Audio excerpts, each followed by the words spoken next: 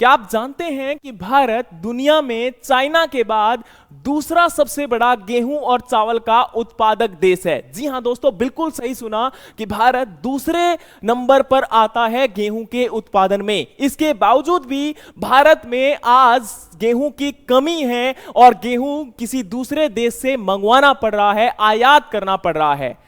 नमस्कार दोस्तों, मैं अजय सिंह जाखड़ आज आपके साथ बहुत सारे इंपॉर्टेंट फैक्ट्स डिस्कस करने वाला हूं, जिसमें आपको बताऊंगा कि किस प्रकार से भारत में गेहूं की कमी आई और आज 6 साल के बाद भारत किसी दूसरे देश से क्यों मंगवा रहा है। इतना ज्यादा हम प्रोडक्शन करते हैं। हरित क्रांति के बाद भारत में लहला उठी थी फसलें और हम लोग चावल और गेहूं का उत्पादन लगातार बढ़ते चले आ रहे हैं। रिकॉर्ड उत्पादन हर साल देश में होता है, लेकिन इसके बावजूद भी ऐसा क्या हुआ कि भारत में एक भंडारण में भी कमी आई और उत्पादन में भी कमी आई। दोस्तों, आपने सुना होगा कि 2017-18 में, आज से 6 साल पहले, ऑस्ट्रेलिया और यूक्रेन से 15 लाख टन गेहूं का आयात किया था। उसके बाद 2021-22 में भारत ने 80 लाख टन गेहूं का निर्यात किया था। 2022-23 में 55 लाख टन गेहूं का निर्यात किया गया था और 2023-24 में 5 लाख टन गेहूं का निर्यात किया गया था। लेकिन आप इन आंकड़ों को अगर देखोगे तो समझ में आएगा कि गेहूं का निर्यात 2021-22 के बाद लगातार कम होता जा रहा है, बढ़ नहीं रहा है। इसका क्या कारण हो सकता है? दोस्तों, बताना चाहूंगा कि इस बार और पिछले साल भी भारत में गेहूं के उत्पादन के समय मौसम की बहुत बड़ी मार हमारे देश में देखने को मिली है। और यह मौसम की मार ना कि केवल हमारे देश में है, बल्कि हर जगह जो जलवायु का परिवर्तन है, जो मौसम में बदलाव है। आपको पता होगा सर्दियों में बहुत ज्यादा कोहरा बढ़ने लगा। इसके साथ साथ में जो मौसम में बदलाव आया, कई बार लू भी चलने लगी। एक अनमौसम जो आपकी बेमौसम की बरसात होती है वो भी होने लगी, ओलावृष्टि के कारण। और भी बहुत सारे मौसम के अंदर बदलाव थे, जिनकी वजह से गेहूं का उत्पादन जितना होना चाहिए था उतना नहीं हुआ।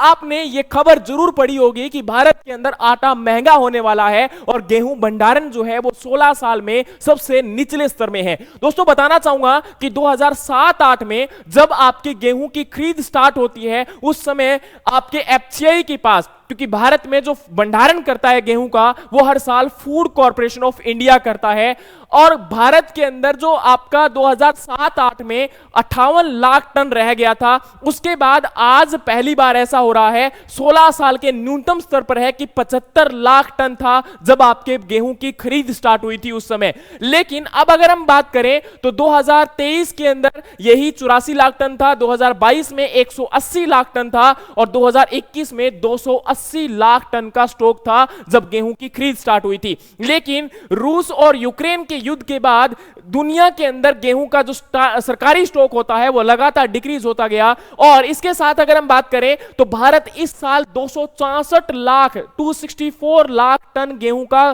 खरीद कर चुकी है। लेकिन जो आपकी गेहूं की डिमांड है या सरकारी लक्ष्य जो रखा गया है, टारगेट रखा गया है, वो 372 लाख टन का रखा गया है। अब भी गेहूं की जो खरीद है वो 22 जून तक बढ़ा दी गई है।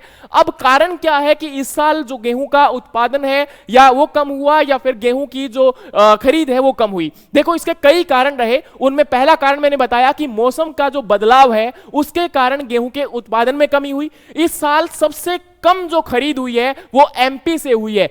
मध्य प्रदेश से कहा जाता है कि 20 लाख टन जो आपका कहीं ना कहीं 22 लाख टन जो गेहूं है वो आपका कम खरीद हुई है पिछले सालों के मुकाबले। तो अब देखो, 22 लाख टन बहुत बड़ा एक अमाउंट होता है जो कि केवल और केवल मध्य प्रदेश से कम हुआ। बाकी राज्यों में भी उत्पादन के साथ जो प्रोक्योरमेंट है वो डेफिनेटली कहीं ना कहीं इंक्रीज हुई, लेकिन इसके अलावा जो ओवरऑल कहीं ना कहीं डिक्रीमेंट देखने को मिला वो मध्य प्रदेश और राजस्थान में सबसे कम मिला, क्योंकि वहां जो मौसम की मार है वो ज्यादा पड़ी। लेकिन ऐसा नहीं है कि पंजाब और हरियाणा में भी जो एक अनुमान किया जा सकता था उससे कम हुआ। लेकिन अगर हम बात करें तो 2018-19 से लेके अभी तक जो गेहूं का उत्पादन हुआ है उसके आंकड़े कुछ इस प्रकार से है। आप लोग देख पा रहे होंगे कि इन आंकड़ों में लगातार इजाफा होता जा रहा है। केवल 2021-22 में गेहूं के उत्पादन में गिरावट आई थी, लेकिन उसके बाद आपका गेहूं का उत्पादन लगातार बढ़ रहा है। इस साल भी रिकॉर्ड उत्पादन हुआ था। इसके इसके बावजूद आपके गेहूं के भंडारण में कमी आई। एक बात और बताना चाहता हूं कि आपके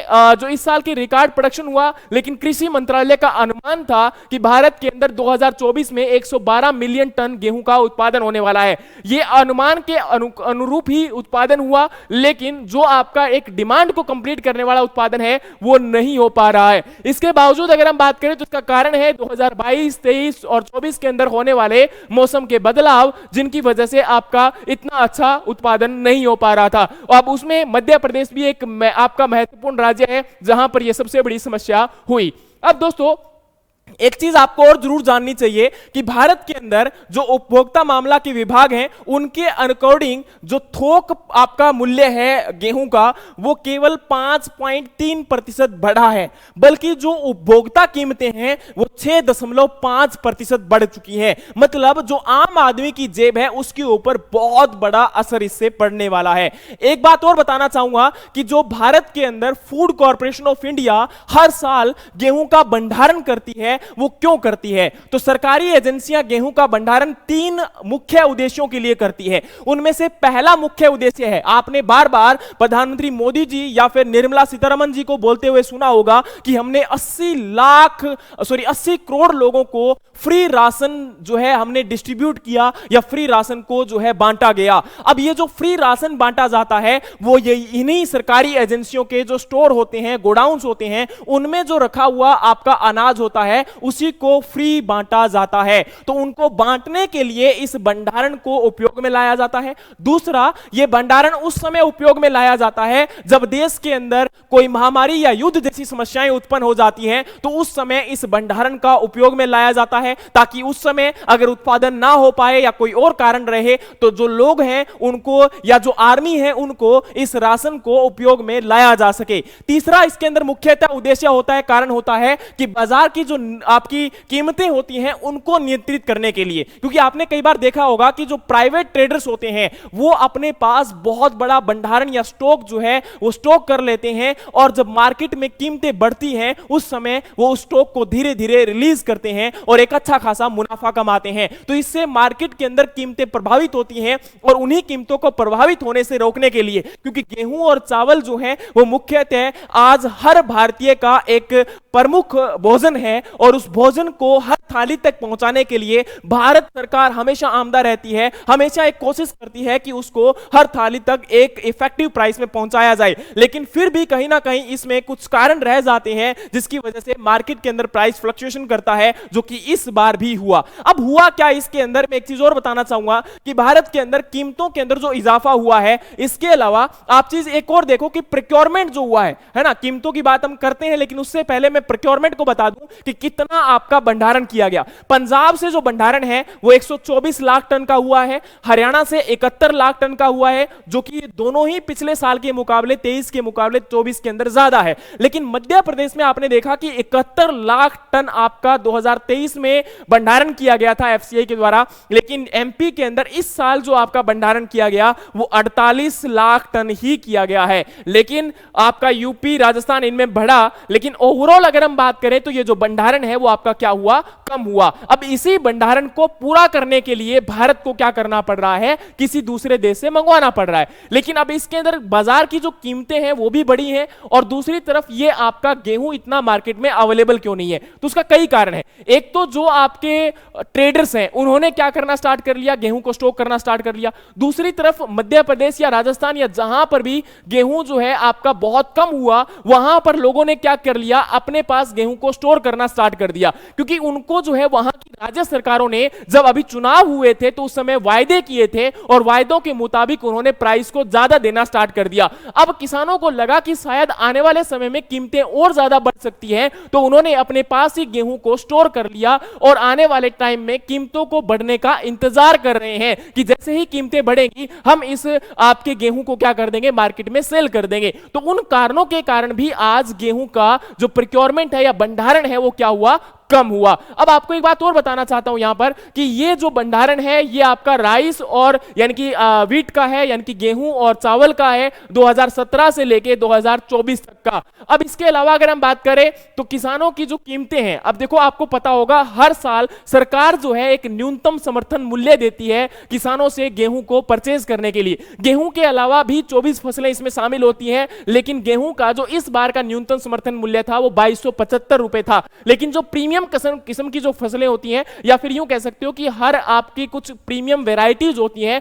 उनको आपका एक खास प्राइस के ऊपर प्राइवेट मंडियों में आपका परचेज किया जाता है, और ये प्राइवेट रेट अप्रोक्सीमेटली 2600 से लेके 3200 रुपए पर क्विंटल रहता है उन प्रीमियम वेराइटीज के लिए। तो अब यहां पर कहीं ना कहीं इस उम्मीद में कि प्राइस और ज्यादा बढ़ेगा, लोगों ने अपने पास स्टोर कर लिया और आने वाले टाइम का इंतजार कर रहे हैं, जिसकी वजह से बाजार की कीमतें भी प्रभावित हुई हैं।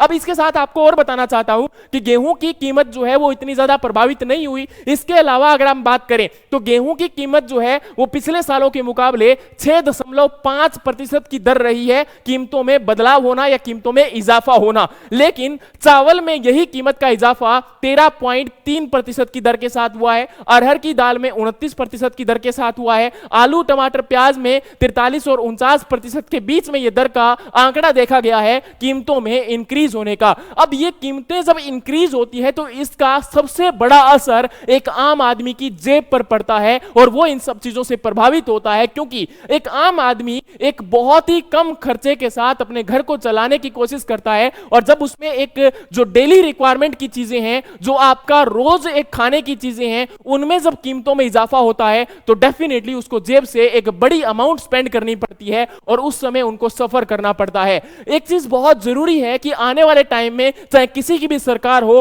कोई भी सरकार आए, लेकिन एक आम आदमी को हमेशा ही सफर करना पड़ेगा, और ये कब तक करना पड़ेगा ये तो भगवान जाने, क्योंकि बहुत जरूरी है आज एक आम आदमी की स्थिति को बदलना, क्योंकि जब तक आम आदमी स्थिति नहीं बदलेगी तब तक देश की स्थिति नहीं बदल सकती। लेकिन इसमें सबसे बड़ा आपको एक कारण नजर आएगा, वो हमारा है कि कीमतों में इजाफा हुआ, प्रोडक्शन कम हुआ, वो है मौसम की मार। यानी कि मौसम एक बहुत बड़ा इंपॉर्टेंट रोल प्ले कर रहा है, और इस मौसम के बदलाव को सबसे पहले जो कंट्रोल कर सकते हो वो अपने आप को कर सकते हो, और मौसम के अंदर बदलाव जो आ रहे हैं उसके लिए हम खुद रिस्पॉन्सिबल हैं। हमें जिम्मेदारी लेनी पड़ेगी कि आज कम से कम हम पेड़ लगाएं, एनवायरमेंट को बचाएं, और ये एक मुहिम हमें स्टार्ट करनी पड़ेगी। बच्चे बच्चे को समझाना पड़ेगा, क्योंकि आज तर्कों के साथ बहुत कम लोग समझने के लिए रेडी होते हैं। अगर उनको आंकड़े भी दे दिए जाएं तो भी शायद उनके समझ में आती है कि शायद ये सरकार पर सवाल कर रहा है, कोई पार्टी का कार्यकर्ता होगा तो वो नाराज हो जाएगा, कोई अगर धर्म के ऊपर कोई बात कर दी जाए, अंधविश्वास के ऊपर बात कर दी जाए तो धर्म के जो ठेकेदार होते हैं वो खड़े हो जाते हैं।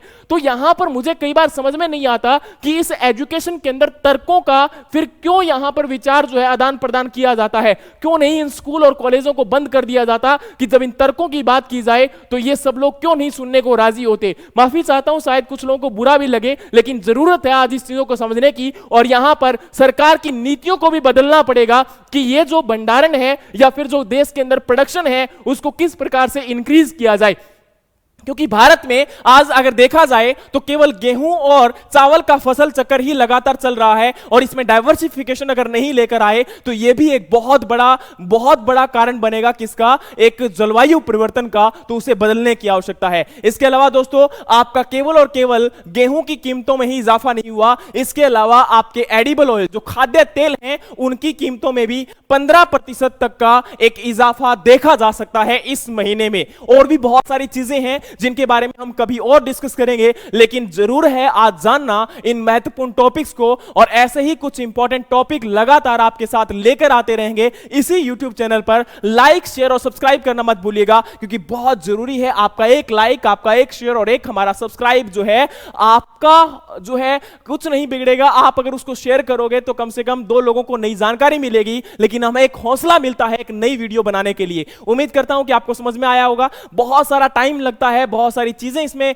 स्पेंड करनी पड़ती है, लेकिन आपका एक सब्सक्रिप्शन, आपका एक शेयर, आपका एक लाइक हमें हौसला देता है, हमें जो है एक उम्मीद देता है कि हम एक अच्छा काम कर रहे हैं। Thank you so much. जय हिंद, जय भारत।